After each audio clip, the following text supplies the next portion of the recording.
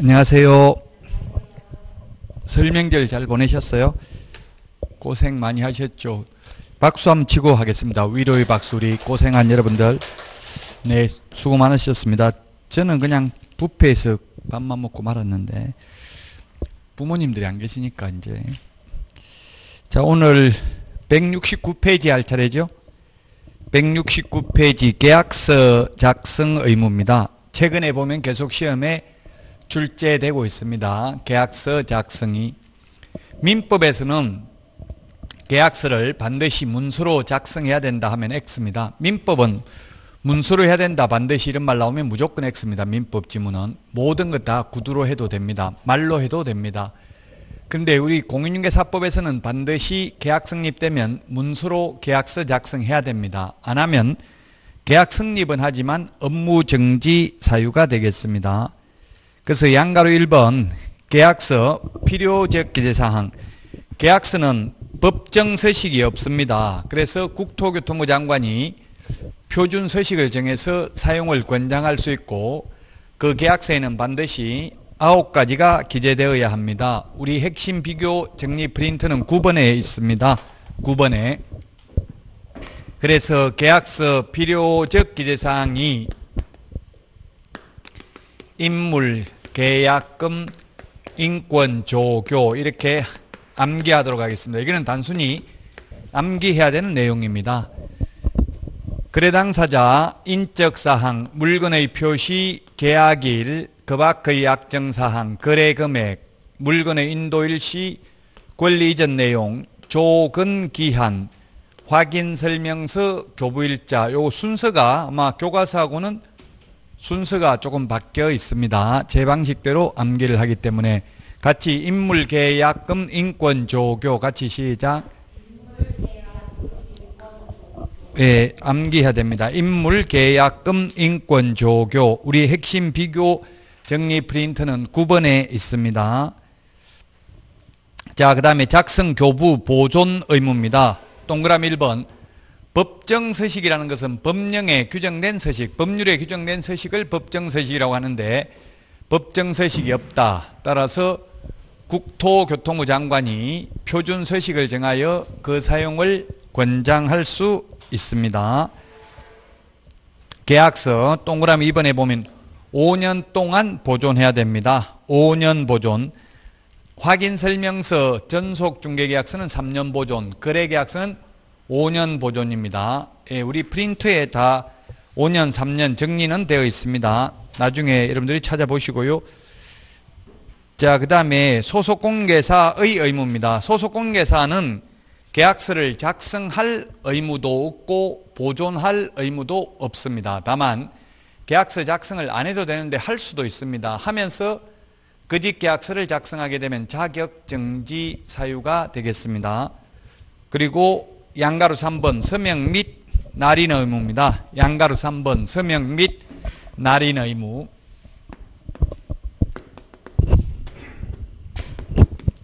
서명 및 날인하는 것은 우리 공인중개사법에 오직 2가지밖에 없습니다. 밋이라는 것 2가지밖에 없다. 나머지는 서명 또는 날인입니다. 그래서 거래계약서와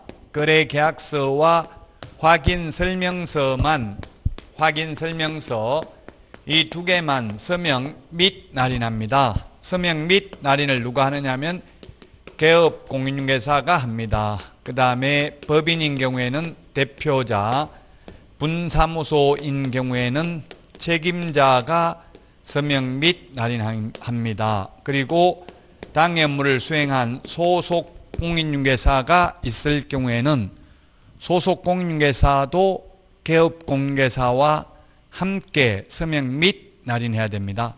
서명이란 자필로 성명을 적는 것을 서명이라고 합니다.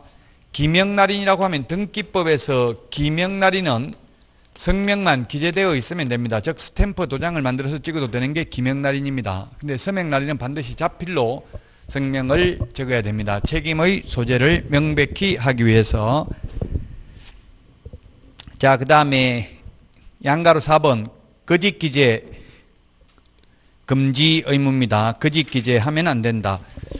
예, 다운계약서, 업계약서 적으면 안 됩니다. 우리 프린터 53번에 표 밑에 보면은 있죠. 53번 표 밑에 이중계약서라고 있습니다. 자, 그래서 이중계약서를 작성하는 경우, 이중계약서, 그 다음에 계약서, 쌍방교부, 그 다음에 보존하지 않는 경우, 그 다음에 서명 날인하지 않는 경우입니다. 서명 및 날인하지 않는 경우, 이중계약서를 작성하게 되면은 이중계약서를 작성하면 개업공인중개사의 경우에는 임의적 등록 취소, 임취라고 줄였는데 임의적 취소, 상대적 취소, 등록을 취소할 수 있다는 뜻입니다. 안 할 수도 있죠. 안 하면 업무 정지할 수 있습니다. 업무 정지할 수 있다. 그 다음에 소속 공인중개사가 이중계약서를 작성하면은 자격 정지 사유가 되겠습니다. 그 다음에 계약서 쌍방 교부하고 5년 동안 보존하지 않는 경우에는 개업 공인중개사는 업무 정지 사유입니다. 소속 공인중개사의 경우에는 의무가 없습니다. 이러한 교부 보존할 의무가 없다. 그 다음에 서명 및 날인 의무인데 서명 및 날인은 개업공개사가 서명 및 날인하지 않는 경우에는 6월 이하의 업무 정지 사유입니다. 그 다음에 소속 공인중개사의 경우에는 자격 정지 사유가 되겠습니다. 계약서와 관련된 제재입니다. 자, 그러면 171페이지 문제가 있는데 문제를 보면 171페이지 1번 반드시 이 국토교통부 장관이 지정한 표준 양식을 사용해야 된다. 사용을 권장할 수 있죠. 그래서 틀렸고요. 그 다음 2번은 3년 보존이 아니라 5년 보존입니다. 5년 보존. 물론 4번을 보존해야 되는 게 아니라 원본, 4번, 전자문서도 가능합니다. 그 다음에 계약서 보존하지 않는 경우는 업무정지 사유라고 했습니다. 4번은 확인설명서 교부일자, 인물계약금, 인권조교, 교가 교부일자죠. 교부일자도 기재해야 됩니다. 그 다음에 그래서 틀렸고요. 5번이 답입니다. 분사무소의 경우 책임자와 당의 업무를 수행한 소속공인중개사도 함께 서명 및 날인하여야 합니다. 그래서 5번이 정답이다. 자, 다음은 172페이지 보정설정과 손해배상 책임인데 이건 시험에 두 문제 출제됩니다. 그래서 책에 있는 내용을 172페이지부터 정리하겠습니다. 일단 칠판을 보시고 나중에 책 보고 보충하면 책을 보시면 되겠습니다. 시험에 두 문제 출제됩니다. 손해배상 책임과 보정설정입니다. 손해배상 책임과 보정설정인데, 자, 손해배상은 첫 번째 개업공인중개사의 고의 또는 과실이 있어야 됩니다. 손해를 배상하려면. 고의는 일부러 손해 입힌 것이고요. 과실은 부주의해서 모르고 손해를 입힌 것입니다. 그 다음에 두 번째, 고용인, 직원의 고의 과실이 있으면 손해배상을 해야 됩니다. 법 15조 2항에 보면 고용인의 업무상 행위는 그를 고용한 개업공개사의 행위로 본다. 고용인이라고 하면 직원이죠. 자, 그 다음에 세 번째, 다른 사람의 중개행위, 장소로 제공을 하여 의뢰인에게 재산상 손해가 발생한 경우, 재산상 손해가 발생한 경우입니다. 정신적 손해에 대해서는 배상하지 않습니다. 공인중개사법상은 이 재산상 손해 발생과 고의과실 사이에는 인과관계, 견연성이 있어야 됩니다. 자, 그러면 재산상 손해가 발생하면 손해배상금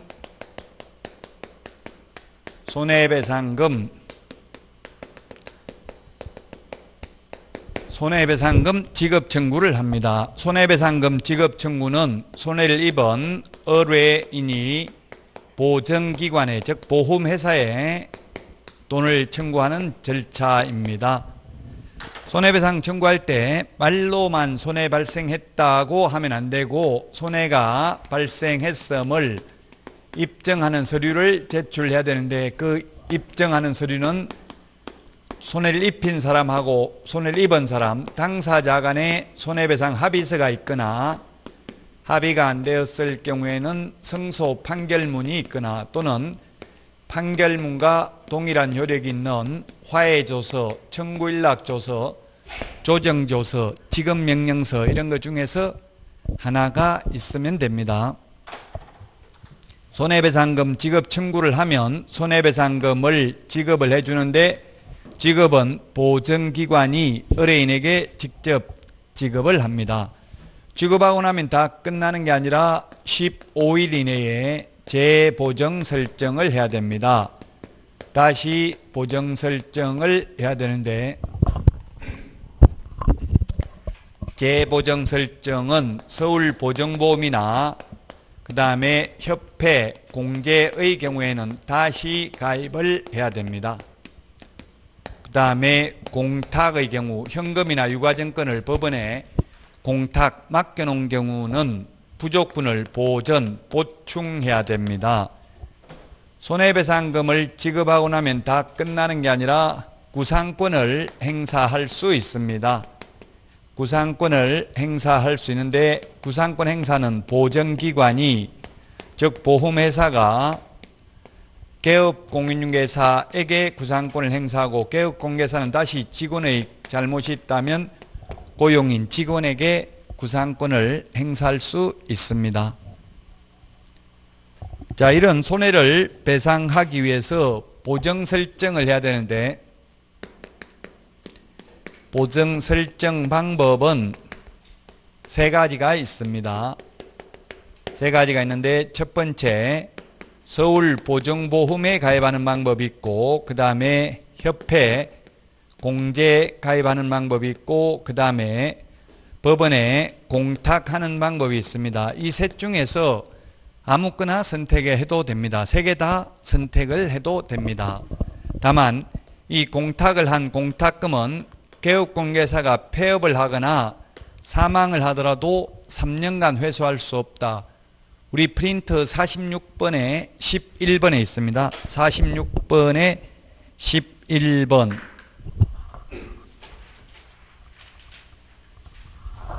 (46번에) 11번 밑줄 치십시오. 이 프린트를 3월 달에 다시 내드릴 겁니다. 개정된 부분이 또 있어요. 그래서 3월 달 내드릴 테니까 일단 2월 달까지 밑줄 치시고 다 사용을 하십시오. 몇 개 많이 고치진 않으니까 하나는 집에 놔놓고 또 보시면 되겠죠.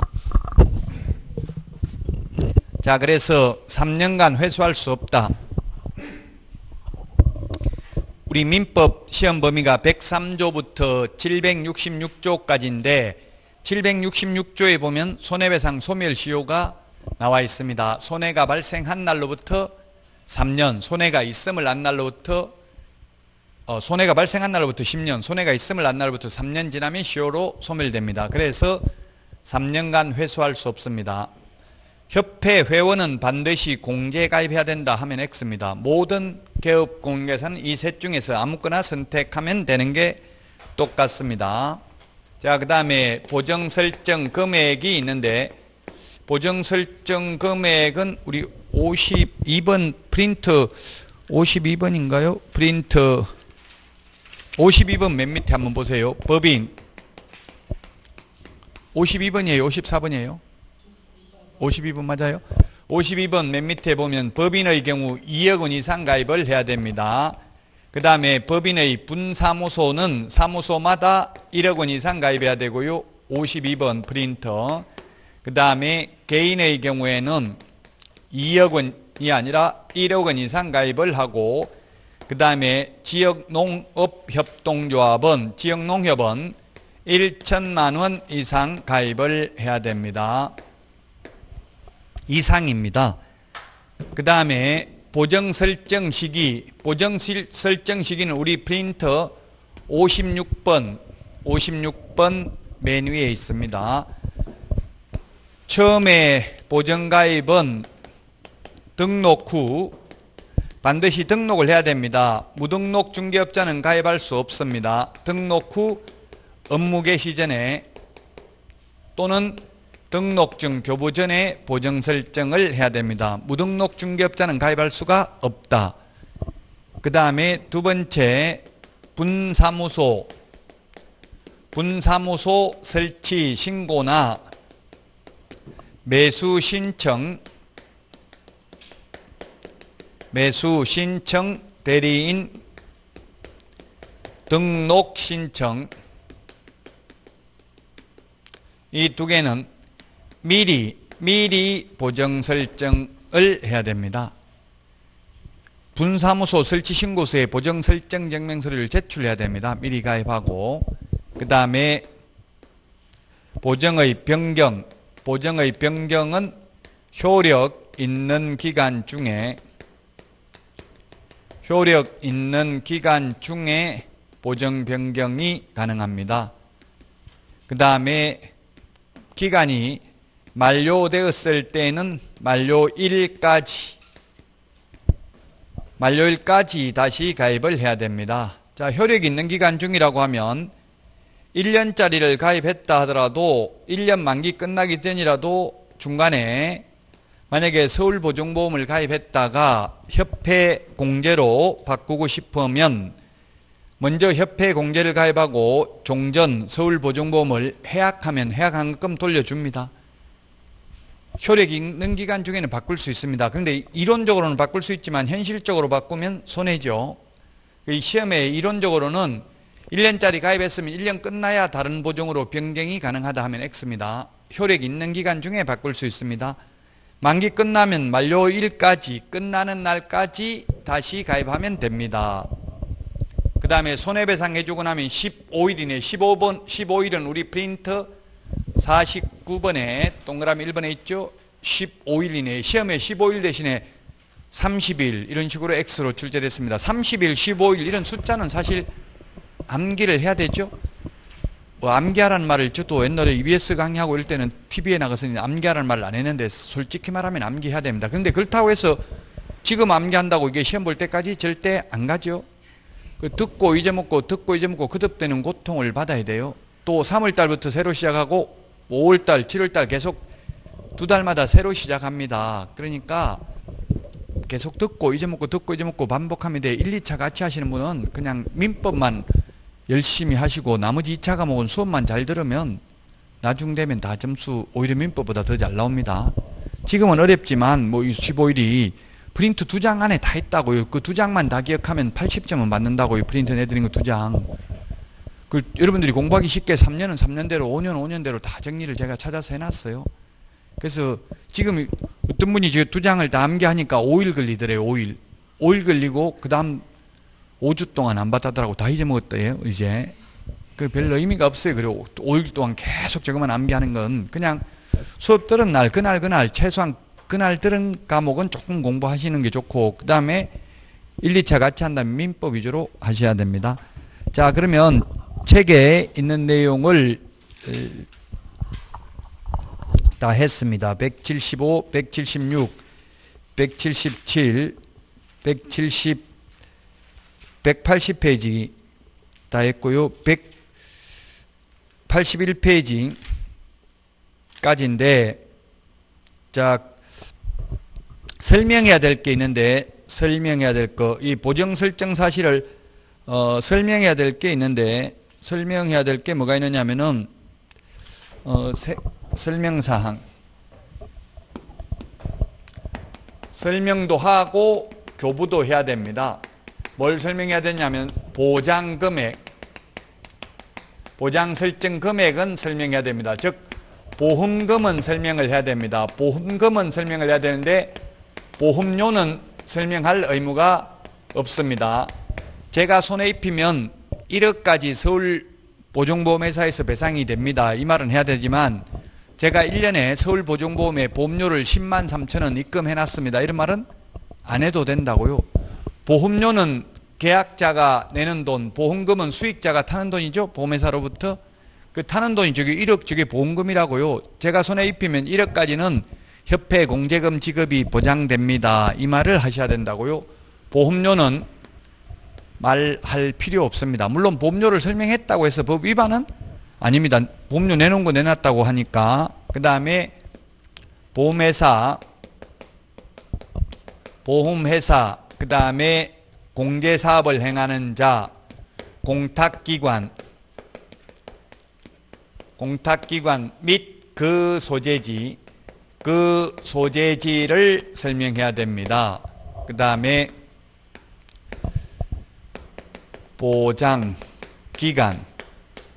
보장기간은 보험증권에 1년짜리부터 5년짜리 상품이 나와 있거든요. 그거 그대로 설명하면 되겠습니다.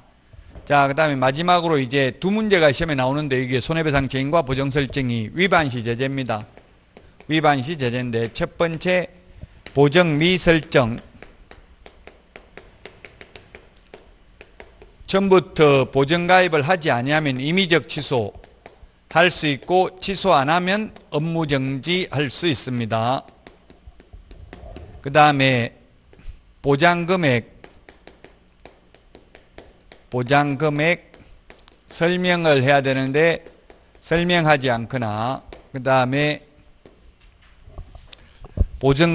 보증관계 증서를 교부해야 되는데 교부하지 않는 경우 미교부.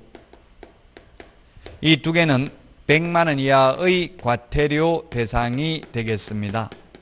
아예 처음부터 보정가입을 안 하면 등록을 취소할 수 있고 등록 취소할 수 있는 거는 결국 안 할 수도 있고 안 하면 전부 업무정지 할 수 있습니다. 여기까지 시험에 두 문제 출제됩니다. 손해배상 책임과 보정 설정과 관련해서 여러분들 책 보고 보충을 하시면 되겠고요. 자, 그 다음에 182페이지 문제 보겠습니다. 문제. 옳은 것은 했는데 1번 중개를 개시하기 전에 설명해야 된다는데 이 설명은 중개 개시하기 전에 미리 설명하는 게 아니고 계약 성립되고 나서 중개 완성된 때 설명합니다. 중개대상물 확인 설명은 중개 완성되기 전에 설명해야 되죠. 근데 아직 계약도 성립 안 됐는데 제가 손해 입히면 손해배상 해줍니다. 이런 말은 안 해도 된다고요. 계약 성립되고 중개 개시되기 전이 아니라 중개 완성된 때입니다. 자, 그 다음에 2번은 개업공개사는 업무 개시 후 즉시 손해배상 책임 보장을 위하여 보정보험 공제 가입해야 된다. 업무 개시 후가 아니라 업무 개시 전이라고 했죠. 업무 개시 전. 자, 그 다음에 3번 개업공개사가 중개행위를 함에 있어서 거래 당사자에게 손해를 입힌 경우 고의과실과 관계없이 X죠. 고의과실이 있어야 됩니다. 그래서 틀렸고요. 4번 폐업하고 5년이 아니라 몇 년 동안 회수한다고 했어요? 예, 3년. 이런 식으로 기출문제 나왔잖아요. 그래서 공부를 기출문제 지금 못 풀어도 되는데 어떻게 공부해야 될지 방향을 이런 부분을 공부해야 되겠다. 칠판에 있는 것까지 다 풀 수 있잖아요. 지금 기출문제는. 그 다음에 5년 틀렸고요. 3년이고요. 5년, 3년 우리 프린트에 다 정리되어 있습니다. 두 장에. 5번 개업공개사는 자기의 중개사무소를 다른 사람은 중개행위 장소 제공 손해배상해야 되죠. 중개행위 장소 제공 손해배상해야 된다. 칠판에 있는 거 가지고 문제 다 풀 수가 있습니다. 그 다음에 182페이지 15번 계약금 등의 반환채무 이행보장제도입니다. 여기에 대해서도 시험에 거의 해마다 거의 한 2년에 한 번 정도는 시험에 출제됩니다. 해마다는 아니고요. 182페이지 법 31조 보겠습니다. 182페이지 계약금 등의 반환채무 이행보장이고요. 1항 개업공인중개사는 거래의 안전을 보장하기 위하여 필요하다고 인정하는 경우에는 거래계약의 이행이 완료될 때까지 밑줄 치시고요. 계약금, 중도금 또는 잔금을 계약금 등이라고 합니다. 계약금 등자 동그라미 하시고요. 개업공개사 또는 대통령령이 정하는 자의 명의로 금융기관, 공제사업을 행하는 자, 신탁업자 등에 예치하도록 거래 당사자에게 권고할 수 있다. 밑줄 치시고요.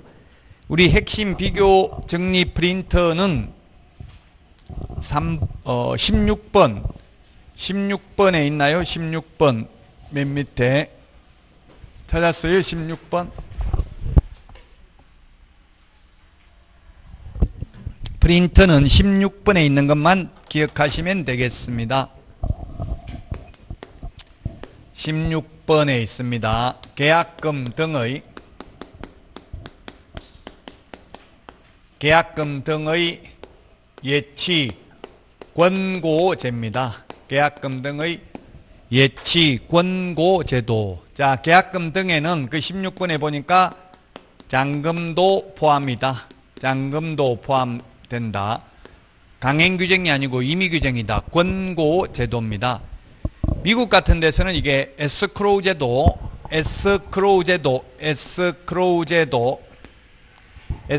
제도와 유사한 제도인데 이게 미국에서는 이게 에스크로우 제도가 활성화되어 있습니다. 옛날에는 우리 부동산 학개론 시험에 이게 출제가 됐습니다. 시험 범위에 들어갔습니다. 근데 지금 학개론 표준 목차에 에스크로우 제도가 빠졌습니다. 지금은 시험 범위가 아닙니다. 그래서 이제 공인중개사법에 출제가 되는데 미국 같은 선진국에서는 이게 활성화되어 있습니다. 이 제도를 이용하지 않으면 계약이 안 됩니다. 근데 우리나라는 거의 이 시행을 하지 않고 있습니다. 이 제도를. 그래서 이론적으로만 공부를 하고 여러분들이 한 번도 이런 제도를 운영해 본 적이 없기 때문에 어려울 수 있습니다. 자, 그러면 매도인이 있고요. 매도인, 파는 사람을 매도인 또는 임대인, 그 다음에 매수인이 있습니다. 매매계약은 민법에서 쌍무계약이므로 동시이행 관계에 있다라고 합니다. 그럼 동시행을 현업에서 어떻게 하고 있냐면 잔금을 치르고 있고 등기 서류를 넘겨주고 있습니다. 지금 이 현업에서 하고 있는 게 지금 이렇게 하고 있죠. 보통 부동산 계약하면 잔금 치르고 매도인 인감증명서 이런 거 등기필 정보 같은 거 등기 서류 받고 주잖아요. 잔금을. 이게 동시행이다 아니다 현실적으로 관행적으로 하고 있는 게 동시행이 아닙니다. 동시행은 민법 186조에 보면 법률 행위로 인한 물권 변동 효력은 등기하여야 한다 이렇게 되어 있습니다. 그러면 등기관이 등기부에 기재할 때 잔금을 주는 게 동시행이에요. 그런데 현실적으로는 잔금을 미리 주고 있잖아요. 그래서 선의행입니다. 그래서 계약금도 만약에 이게 동시행이라면 계약 잔금은 동시행을 해야 되지 예치하면 안 되죠. 동시행이 아니기 때문에 선의행이기 때문에 예치를 한다고요. 공신력 있는 예치라는 것은 맡기는 기관이 예치기관입니다. 이게 다 공신력 있는 기관에다 맡겨놨다가 만약에 계약금 등을 매도인이 이중매매 등을 하더라도 떼이지 않도록 조치를 한 후에 매도인에게 주는 제도입니다. 자, 그래서 예치기관 3명을 암기해야 됩니다. 금융기관, 프린트는 16번에 다 정리해놨습니다. 금융기관, 공제사업을 행하는 자, 그 다음에 신탁업자입니다. 신탁업자 이 3명에게 예치하도록 권고할 수 있습니다. 예치할 때 예치 명의자는 7명입니다. 이 7명도 시험에 출제가 됐습니다. 예치 명의자가 7명인데 첫 번째 개업 공인중개사 명의로 예치할 수 있고요. 두 번째 은행법에 의한 은행법에 의한 은행보다는 그 16번에 있는 순서대로 공제사업을 행하는 자, 그 다음에 은행법에 의한 은행, 신탁업자, 최신관서,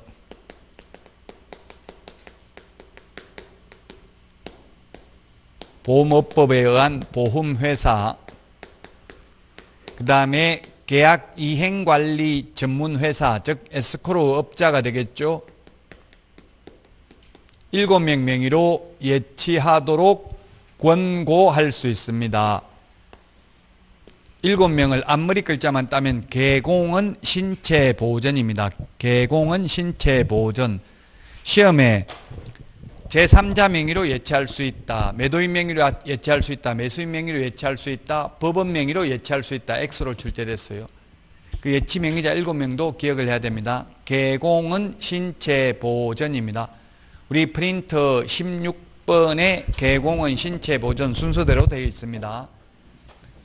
개업공인중개사 명의로 예치했을 경우 개업공개사는 자신의 예치금과 계약금 등을 분리하여 관리해야 되며 거래 당사자의 동의 없이는 예치된 계약금 등을 인출하여서는 아니 됩니다. 그리고 이 예치를 할 때 비용이 들어가요. 수수료를 1% 받아요. 그 비용은 실비는 누가 부담하냐면 누구 때문에 예치하는 거예요? 지금 매수인이 불안하니까 예치하는 거잖아요. 그래서 매수인이 또는 임차인이 이 계약금 등의 예치 권고 제도와 관련되는 실비를 부담합니다. 자, 그 다음에 그러면 절대로 매도인은 미리 돈을 찾을 수 없는지요? 있습니다. 왜냐하면 매도인도 계약금을 받아가지고 또 다른 데 가서 계약금을 걸고 부동산을 취득해야 될 수도 있죠. 그래서 이 반환보증서 발행기관은 금융기관, 그 다음에 보증보험회사입니다. 보증보험회사.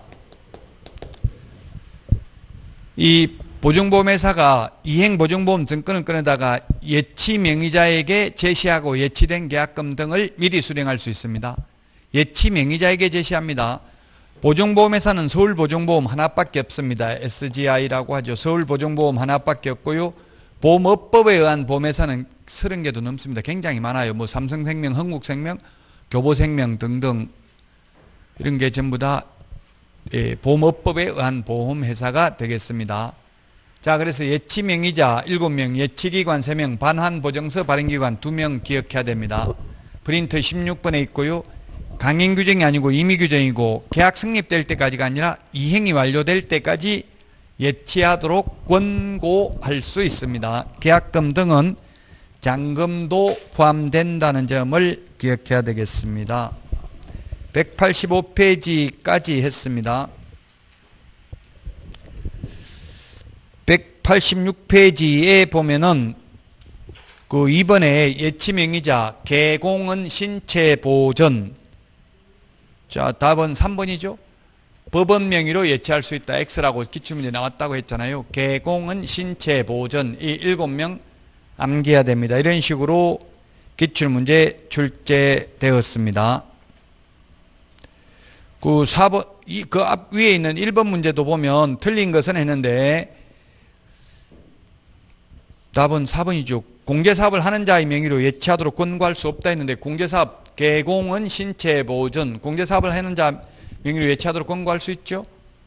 이런 식으로 시험에 출제됐기 때문에 이거 예치명의자, 예치기관, 반환보증서 발행기관을 구분해서 암기해야 됩니다. 이거는 암기할 부분은 암기를 해야 돼요. 근데 지금 암기해도 소용없고 그냥 듣기만 하시라고요. 지금은 2차 과목은 단순히 암기해야 되는 과목이 해야 되는 부분이 많이 있습니다. 자, 그래서 계약금 등의 반환채무 이행보장제도까지 했습니다. 187페이지 개업공개사 등의 금지행위, 이 부분은 시험에 3문제 정도 출제됩니다. 평균 중요합니다. 근데 이게 올해 신설됐습니다. 올해 신설된 게 이 187페이지 거기에 33조 1호부터 7호까지 있었는데 8번, 9번 밑줄 치시고요. 8번, 9번 중요하고요. 그 다음에 동그라미 2번 2항입니다. 2항도 중요합니다. 2항 5개가 있죠. 요게 올해 신설됐습니다. 그 다음에 47조 2 부동산 거래 질서 교란행위 신고센터 설치 운영도 신설됐습니다. 자, 그 다음에 187페이지 맨 위에 보면 1항에 개업공개사 등은 등자 동그라미 하시고 등은 다음 각호 행위를 하여서는 아니 된다. 다음 각호 1, 2, 3번을 각호라고 합니다. 1호, 2호 이렇게 불러요. 자, 개업공개사 등은 우리 프린터 31페이지 31번 맨 밑에 보면 31번 맨 밑에 개공 등이라고 되어 있죠. 개공 등은 개업공인중개사, 소속공인중개사, 중개보조원, 법인의 임원 사원을 개공 등이라고 합니다. 거기에 개공 등에 해당되는 게 개업공개사 등의 결격사유, 그 다음에 개업공개사 등의 이중소속 금지, 그 다음에 개업공개사 등의 비밀 준수 의무, 그 다음에 개업공개사 등의 금지 행위, 그 다음에 개업공개사 등의 거래 사고, 예방교육, 그 맨 밑에 보면 개업공개사 등에게 해당되는 것, 그 다음에 까만 별표 두 번째 보면 개공 플러스 소공에게만 해당되는 것, 즉 보조원에게는 해당되지 않는 것, 맨 마지막에 개업공개사에게만 해당되는 게 있죠. 그걸 구분하셔야 된다는 이야기입니다. 오늘도 또 이게 공사하네요. 혹시 인터넷 듣는 분들 좀 시끄러우시면 양해를 좀 해주시고요. 지금 학원 공사를 하고 있어서, 학원이 하는 게 아니고 옆에 사무실이 하고 있어서 좀 그렇네요. 여기까지 하고 쉬었다가 187페이지 다시 개업공개사 등의 금지 행위부터 하도록 하겠습니다.